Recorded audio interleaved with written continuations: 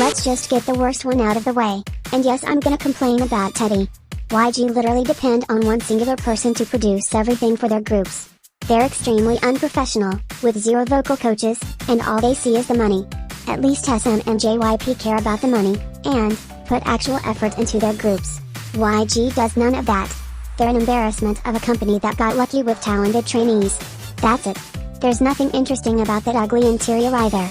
I don't like the fact that they push their average vocalists to sing out of their comfort zone. And I don't like their favoritism problem. The CEO is also an absolute idiot that gambled every cent of Blackpink's money they made on tour. Did you see now why I think they're unprofessional?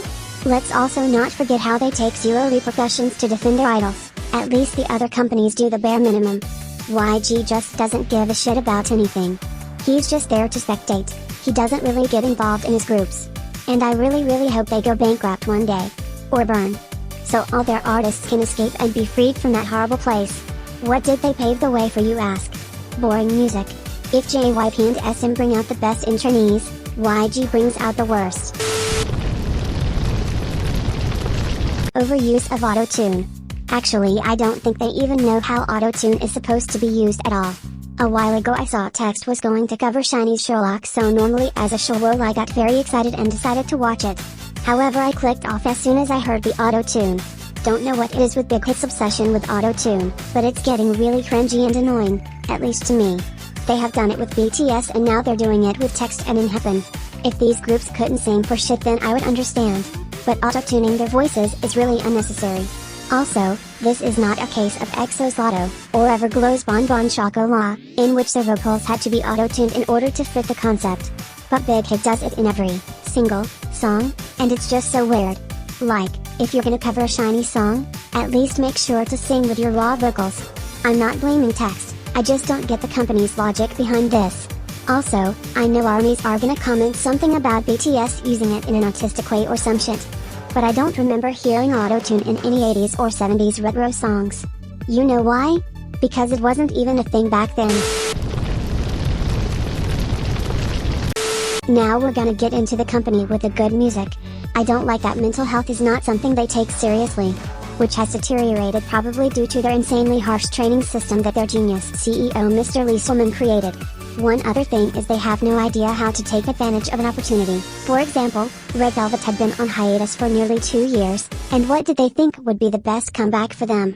Instead of riding on Psycho's success, they decided to give them a generic pop song. The total opposite of Psycho. And no matter how much I hate that song, I can't deny it brought in so many baby revenues. So why not take advantage of it? Not only that, but they rejected so many fucking opportunities for EXO that you could make a whole video on that alone. And the dance practices? We have none. And the reaction videos? We have none. And the promotions? Literally nowhere. Being a Revolove and EXO-L is hard. Basically, I don't like the fact that they're Red Velvet and EXO antis. Like YG and bighit, JYP has a thing for pushing their idols vocally to the point where their vocal cords are damaged and they start to sound genuinely horrible. A prime example of this is Twice. I'm sorry but they don't sound natural at all in some of their songs, like I Can't Stop Me. Even in some Nizu episodes JYP would push the girls into singing higher, which is just unnecessary. I think companies need to understand that hitting high notes or singing in a high tone doesn't make you an incredible singer. They tend to give all the spotlight to their girl groups and neglect their boy groups. We all know what happened to GSN. Though they've been getting better with Stray Kids, so there's that, I guess. They overwork their idols a lot. 2 out of the 9 members of Twice have been diagnosed with severe anxiety, and that alone shows a lot. They also have a favoritism problem, except it's worse. Because they push underage idols to act and look like adults.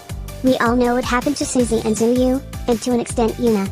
I also don't like their group's B-side, so please work on that.